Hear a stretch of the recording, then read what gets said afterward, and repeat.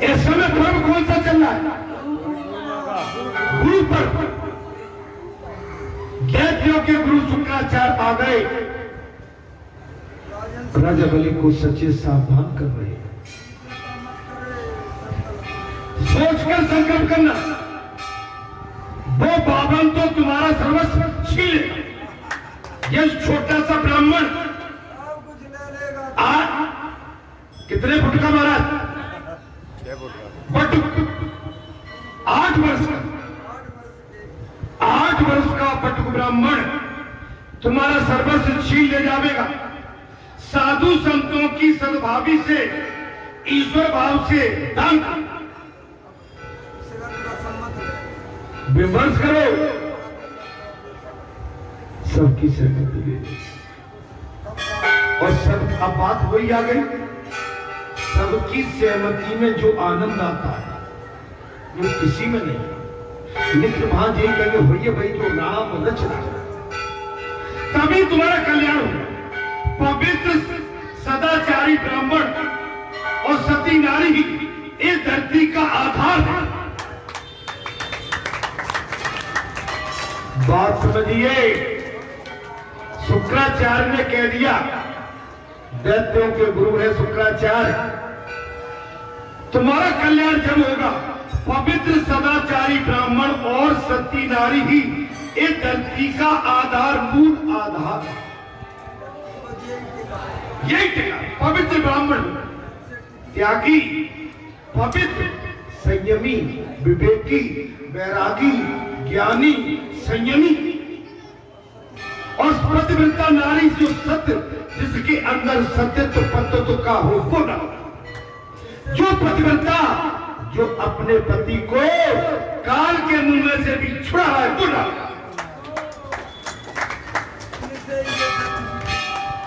इसी बल से, इसी पवित्रता से भगवान से इस धरती माता को अपने सर पर धारण किया।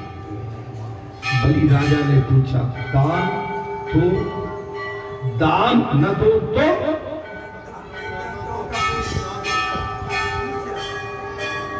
गुरु शुक्राचार्य से राजा बलि ने पूछा, गुरुवर यदि दान न दो तो? शुक्राचार्य, दान अवश्य दो, किंतु अपने कदमों से नाप के।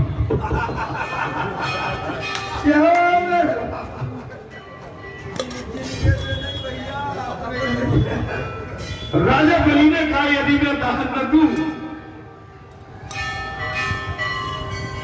लेकिन शुक्राचार्य बोले दान देने की कंजूसी नहीं, दान अवश्य दो, लेकिन महाराज अपने कदमों से नाप कर भूमि दो। ये बामन तो विराट रूप धारण करेगा।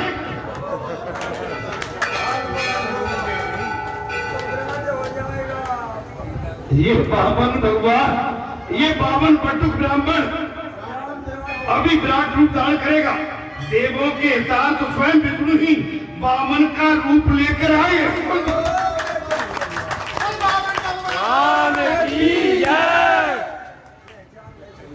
शुक्राचार्य ज्ञान, देवों के हित कल्याणकारी ये स्वयं ब्राह्मण का बामन का रूप धारण करके स्वयं विष्णु आए। कौन आए महाराज? विष्णु आए, अर्थात संकल्प अनुसार दान न देने वाला मनुष्य नरक में जाता है। संकल्प तो कर लिया, यदि दान नहीं दिया तो वो मनुष्य फिर नरक में जाता है। सुन लो मेरी बात सुन के, अगर किसी का दान अभी नहीं कर पाए, अभी भी मौका है, दान छोड़ दो। नहीं तो वेद कहते हैं कि उस जीव को नरक भोगना पड़ सकता है। भविष्य का विचार करके सोच समझ कर दान कर, भविष्य का विचार करके सोच समझ कर दान करो। सर्वस्व का नाश नहीं, पंचमास का दान कर, सर्वस्व का नहीं। शुक्राचार्य जी ने कह रहा कि पूरे का नहीं, 5वें हिस्से का दान। बात आ गई, कलयुग की संतान धन संपत्ति की सेवा करती है, माता पिता की सेवा नहीं करती है।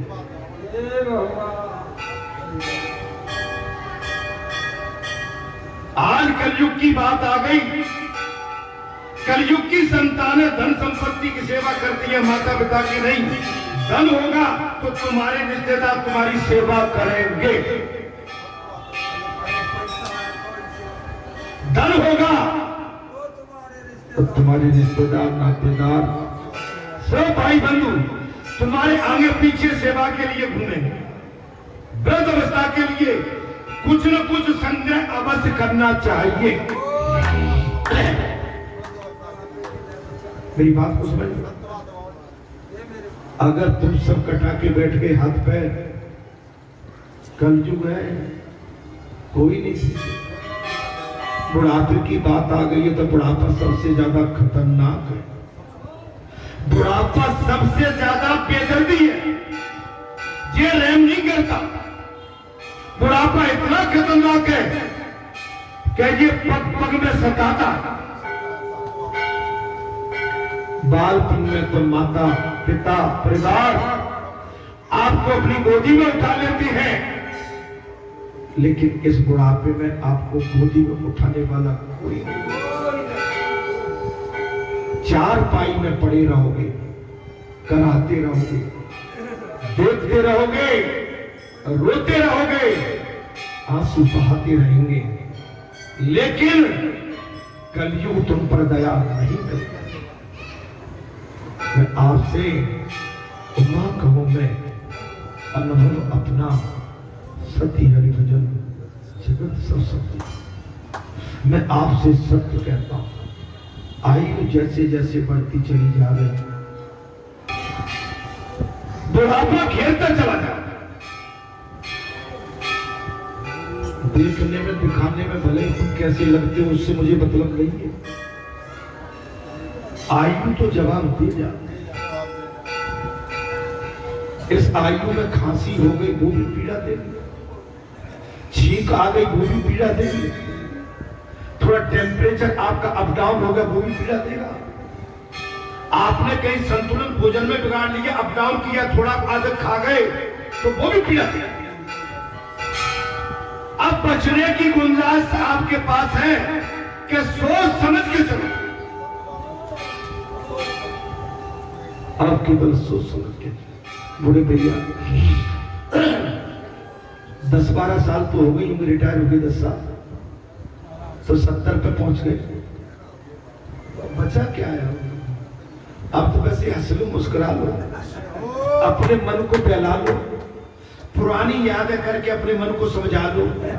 अभी हम जो कह रहे थे ना, हमको जो खटिया की कह रहे ना, खड़ी खटिया पे सोते थे हम, ऐसे नहीं, हम जानबूझ के कह रहे हैं कि बेटा समय को याद करो।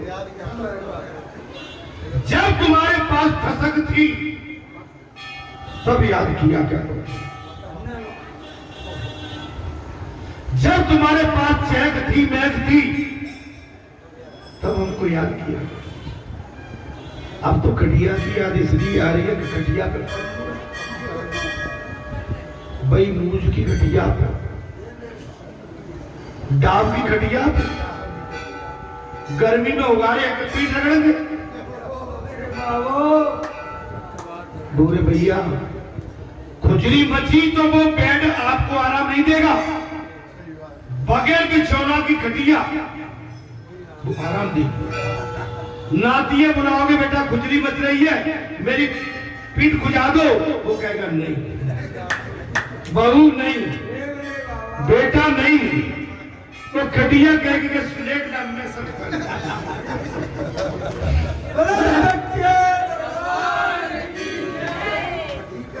जो महाराज मेरे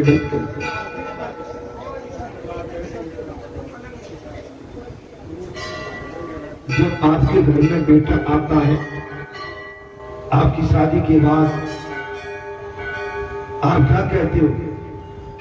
तुझे सूरज कहूं या चंदा, तुझे दीप कहूं या तारा, मेरा नाम करेगा रोशन जग में मेरा राज दुलारा। तुझे सूरज कहूँ या चंदा, तुझे दीप कहूँ या तारा, नाम करेगा रोशन जग में मेरा राज। जब मैं बूढ़ा हो जाऊं मेरी उंगली पकड़ के चलना। जब मैं बूढ़ा हो जाऊं मेरी उंगली पकड़ के चलना, तो मैं ये समझूंगा मुझे जीने का मिला सहारा। मेरा नाम करेगा रोशन जग में मेरा राज दुलारा। तुझे सूरज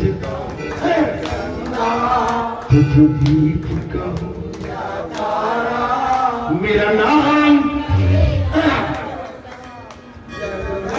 लेकिन ये घोर कलयुग है, ऐसे है, ऐसे नहीं। सब कुछ हर जीव जी कहता है। मेरे घर में लाल आया है, उसके दादा कहते हैं नाती आया है, दादी कहती है नाती आया है, चाचा कहता है भतीजा आया है। लेकिन ये बड़े बड़े देखते देखते दुनिया ही उजड़ जाती है। जिंदगी और बता तेरा इरादा क्या है, सब कुछ लुट गया। चमन इतना हरा भरा था जिसमें खुशबू ही खुशबू थी। चमन इतना हरा भरा था जिसमें खुशबू ही खुशबू थी। अरे लूटने में देर नहीं आई, लगी महाराज सारा जहां लुट गया, सब कुछ लुट गया। आपकी इच्छाएं, आपकी इंद्रियां थक जा थक गए। आप केवल एक जगह स्थिर हो गए, ज्यादा दौड़ने की क्षमता नहीं है, चलने की क्षमता। महाराज एक बार इस कूड़े ने कहा चलेंगे जी, वृद्ध अवस्था के लिए कुछ न कुछ संज्ञा करके रखे। आप सब वृद्ध बैठे हैं लगभग, दादी कुछ है पास के नहीं। अरे हमको है ना,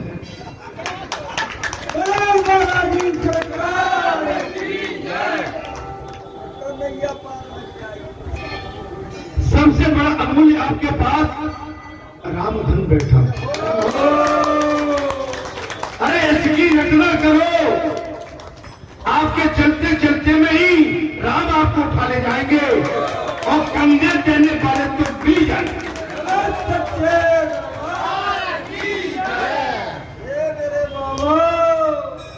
भगवान का नाम जपो, राम आपको अकबर उठा ले जाएंगे और संसार में कंधा देने वाले भी आपको मिल जाएंगे। सबरी का कौन था? सबरी का कौन था? बर्बाद ध्यान दिया, अनंत के लिए अत्याचार, दुराचार, पापाचार होने वाला था। सबरी ने पूछ लिया ये पशुधन क्यों, ये वैसे ये जीव जंतु क्यों पाले? बोले तुम्हारा विवाह होगा तो बोले उसमें इनकी बलि दी जाएगी।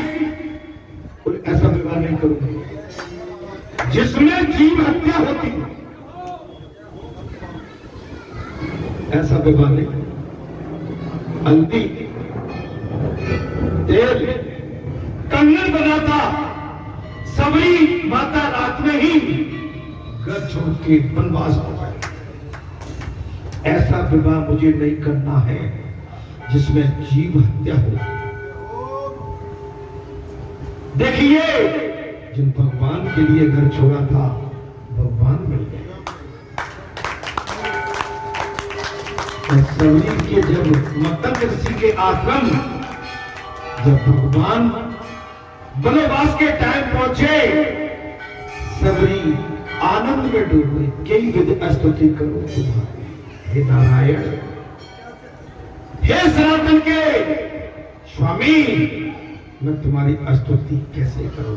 अदम से अदम, अदम से तऊ में मंद करो। मैं तो नीच हूं, मेरा नीच कुल में जन्म हुआ, अछूत हूं। हे करुणा के सागर, मुझ पर दया करो प्रभु। सबरी, मैं तुम्हारे लिए ही तो आया हूं प्रभु। मुझे कुछ नहीं चाहिए, मुझे नवदा भक्ति चाहिए।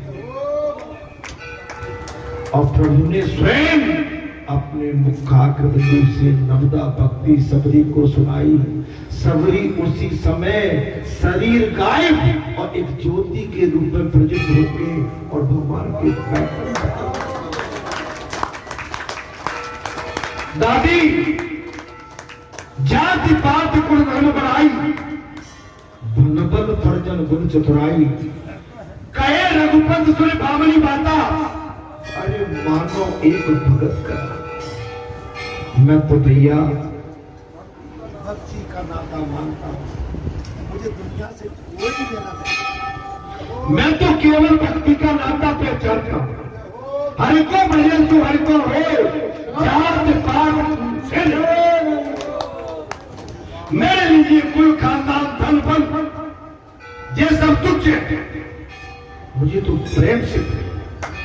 दादी ऐसा कभी मत कहना, हमारा कोई नहीं है, जिसका कोई नहीं है उसका जी अकेला बैठा।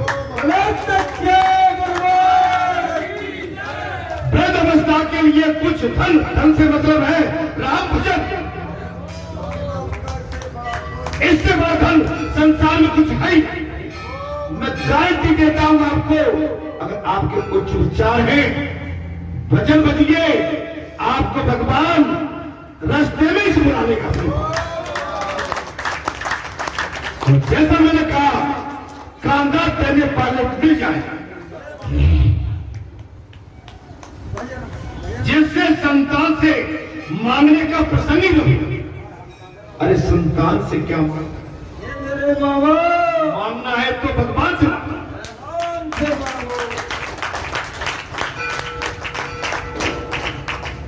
महाराज कथा पता नहीं आपको कैसी लग रही है।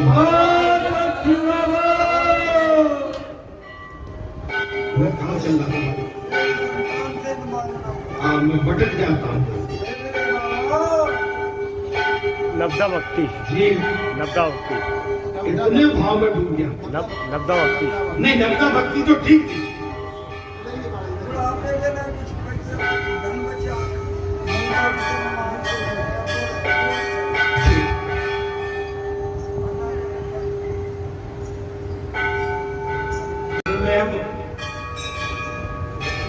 श्री राम जय राम, जय जय राम, श्री राम जय राम, जय जय राम। बोलो श्री राम जय राम, जय जय राम, श्री राम जय राम, जय जय राम। बोलो श्री राम जय राम, जय जय राम, बोलो श्री राम जय राम, जय जय राम, श्री राम जय राम। आगे पेज पलट गया, तुमने भी हमें घुमा दिया ना। हम तो बुद्धू के बुद्धू रहे। एक बूढ़ा बीमार हो गया, उसने जान लिया कि उसकी मृत्यु निकट आ गई। एक बूढ़ा बीमार हो गया, उसने जान लिया कि उसकी मृत्यु निकट है। उसने अपनी सारी संपत्ति अपने तीनों पुत्रों को बांट दी। उसने क्या किया? अपनी सारी संपत्ति तीनों पुत्रों को बांट। बूढ़े का जो भाग्य तो देखो, मरने के लिए बदले वो तो भला हमारा चंगा हो गया, किंतु अब क्या होता है? अब तो उसके पास कुछ भी बचा नहीं। बीमार पड़ गया बूढ़ा आदमी। उसने सोचा, बोले भाई मैं तो गया। उससे पहले तीनों पुत्रों के नाम पूरी प्रॉपर्टी कर दी, लेकिन भाग्यवश महाराज वो बूढ़ा स्वस्थ हो, सब दे चुका, उसके पास कुछ बचा नहीं महाराज, कुछ भी नहीं। बूढ़ा दुखी हो गया, अब तो उसके पास कुछ नहीं बचा, उसे दुदकारने लगे। उसके परिवार वाले तीनों पुत्र दुदकारने लगे। बूढ़ा दुखी हो गया। किसी पुत्र के पास से एक बार कुछ मांग लो तो वो तो आना 2 आना पैसे देने की बात करेगा। भाई ठीक है दादी, रास्ता छोड़ो, हटो, रास्ते में हटाओ। आना 2 आना देगा। बूढ़े का ही सब कुछ था, फिर भी आज उसका ही परिवार उससे अपेक्षा कर रहा, नजरअंदाज था। सबकी गति यही होना, आप समझ लो। आप समझ लो, जब खराब टाइम आता है ना, बिछाने के लिए जो सबसे गंदे बिस्तर होते हैं, बिस्तर बिछौने, आपके लिए चमचमाता हुआ बेडशीट नहीं, फटी हुई बेडशीट, फटा बिछौना, फटे कपड़े बूढ़े को पहनाए जाते। अरे जाते समय भरपूर सेवा करो।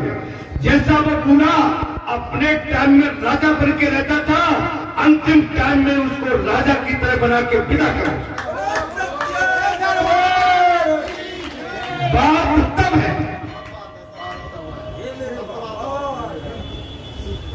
उसका सर्वस्व छीन लिया जाता, सब कुछ छीन लिया जाता, और क्या किया जाता है, ए भगवान इसे चलिए, इससे संसार से जल्दी उठाओ। अरे भैया, चमकती हुई दुनिया के सभी साथी हैं, और जब अंधेरा हो जाता है ना, तो उसका साथ फिर कोई नहीं देख पा रहा। आप समझ लेना, ये संसार जितना तुम्हें अच्छा दिखता है वैसा है नहीं, लेकिन कथा के माध्यम से हमारी आंख कान सब खुल जाते हैं। अब जो कथा में बैठते ही नहीं है, कथा में कथा के लिए तो निकले थे, लेकिन कथा में बैठे नहीं। वो जहां भी इधर दौड़ेंगे उधर दौड़ेंगे, वहां भागेंगे जहां भागेंगे, कथा नहीं सुनेंगे। और जो कथा नहीं सुनते उनकी व्यथा कभी कम नहीं होती। यदि हम घर से निकले के बालाजी धाम के दर्शन करने के बाद हम कथा में बैठे और सुनेंगे, मैं आपको वचन देता हूं, आप 5 मंगलवार ध्यान से कथा सुन लो, 5 मंगल तो क्या 1 मंगल में आपकी काया पलट हो जाए।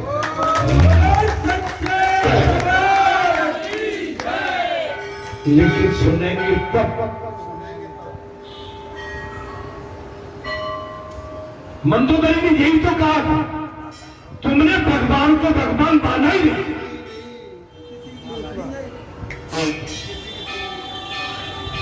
तुमने भगवान को, तुम भगवान को भी मनुष्य समझते थे, तुमने भगवान की बात मानी। आज तुम्हारी दुर्गति इसलिए हो रही है, और मंदोदरी ने साफ कह दिया ऐसा तो होना ही था। कर भला, आपके घर में महापुरुष, अभी क्या बात आई महाराज, राजा बलि ने कहा ठीक है 3 पग भूमि ले लेना महाराज, संध्या ध्यान पूजा पाठ हवन पूजन करोगे, मेरा राज भी चमकता रहेगा। ये इतने बड़े बैठ गए, इतने बड़े जिनसे दुनिया चमक रही है, और तुम हम इनको हल्के में लेते हो, इसमें भी अंतर और भेद डालते हो, इसमें भी उल्टी किताब पढ़ते हो पढ़ाते हो। अरे तुमको धिक्कार है। तुम्हारे घर में संत के, महात्मा के, बैरागी के, त्यागी के, महापुरुष के, सत्पुरुष के अगर कहीं अवतार या क्षण पड़ गए, आपका अपने कुटुंब का, अपने खानदान का भक्त,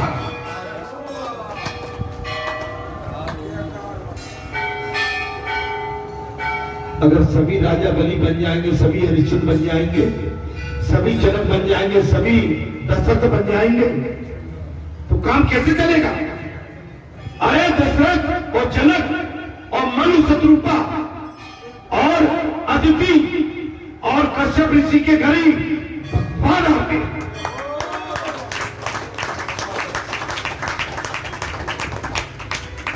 भगवान को भी तुम टिल करते हो।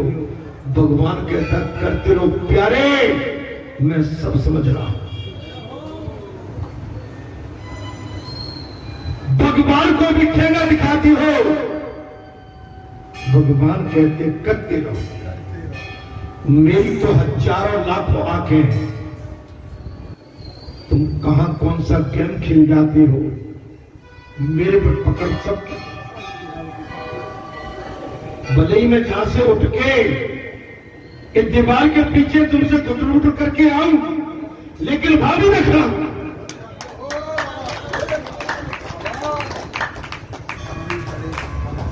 निंदा से बड़ा पाप कोई नहीं। बड़ों के प्रति जो ईर्षा रखता है, जो गुंठा रखता है, उसको कहीं न कहीं ठोकर लगती रहती है, वो समझ नहीं पाता। इसलिए बड़े बूढ़ों को मत सताओ। बड़े बूढ़े क्या है, अपना पूरा जीवन तय कर चुके हैं, मंजिल पूरी पार कर चुके हैं। उन्होंने, बड़े बूढ़ों ने, महापुरुषों ने, सत्पुरुषों ने अपना जीवन आज से नहीं, बड़े लंबे समय से निकाल के इस सीढ़ी तक पहुंचे हैं।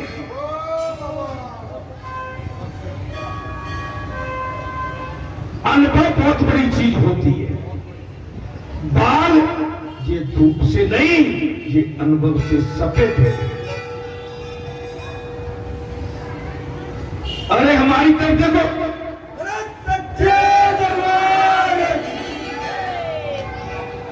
मेला है, अर्जुन का निशाना एक जगह रखो। इनको देखने वाला हम तो बैठे ना, हम आपको भी देख रहे हैं, उनको भी देख रहे हैं।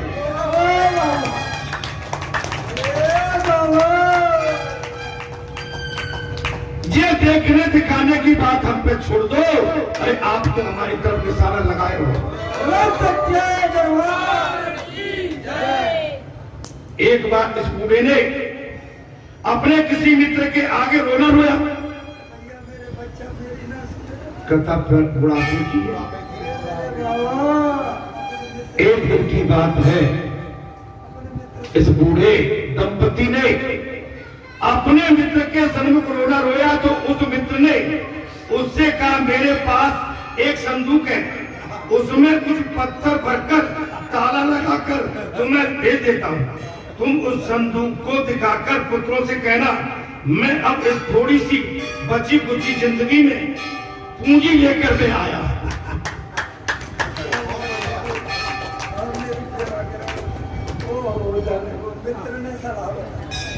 मित्र ने सलाह बता दी, यहां से मुझसे सलाह ले जाओ, घर पे मत कहते।